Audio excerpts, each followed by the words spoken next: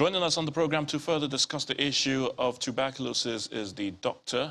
Cyril Chukwu. He's a consultant pulmonologist and chest physician who joins us right about now. Great to have you on the program on News Across Nigeria, Dr. Chukwu.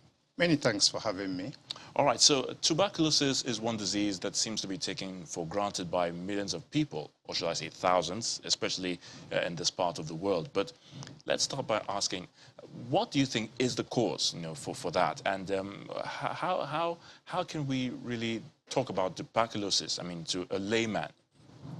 Okay, many thanks. It is an infectious disease, and before 1882, we did not know the cause. It was attributed to gods, evil spirits, until the German doctor discovered the bacteria that caused it, and that paved the way for treatment and prevention.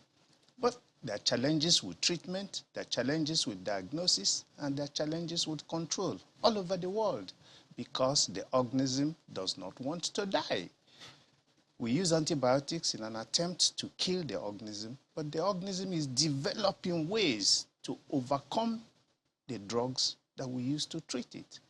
And treatment is prolonged, and it becomes very difficult for somebody to keep up to treatment for 9 months, 6 months, 7 months. So those are the challenges we face in treating tuberculosis.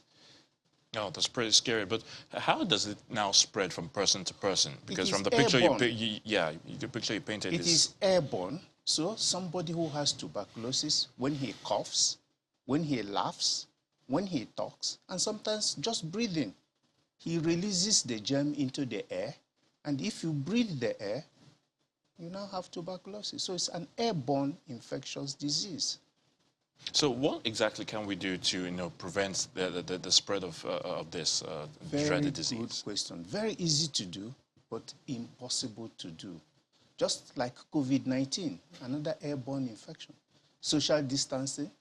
Tuberculosis has been with us for over 500 years. So social distancing for 500 years, is that practicable? Improved ventilation. Just don't build houses anyhow without ventilation. Prevent overcrowding. Now, overcrowding occurs in schools, markets, buses, public transport, places of work, schools, especially dormitories and hostels. So, it is near impossible. Okay, look at a family of 7. They have 1 room. The 7 of them, they sleep in 1 room. 1 person gets tuberculosis, and the other will get it. Okay, come to a hostel. There are 40 students in a hostel. 1 person gets TB, then the rest will just get TB. So the way we live our life, our culture, our social, helps the spread of all airborne diseases, of which TB is one of the most difficult to treat because it's slow, relentless, and progressive, and difficult to kill with antibiotics. Now, you actually pointed out something very important. Talking about how people live, how we live, especially in this part. So many events with overcrowding, even in families. The picture you painted, but it's part of our tradition, if you like, or culture. That might be a very difficult thing to achieve, indeed. True. In other words, tackling the problem of TB is not only doctors.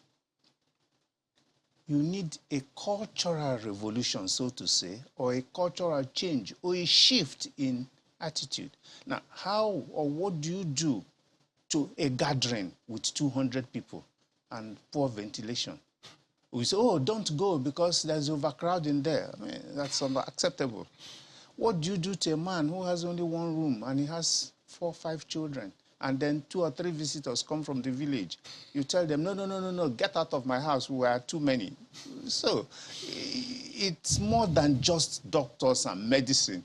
It requires a lot of shift in culture, if you like, or the way the society, and that is one of the reasons why it's difficult, because cultural change takes a hell of a long time.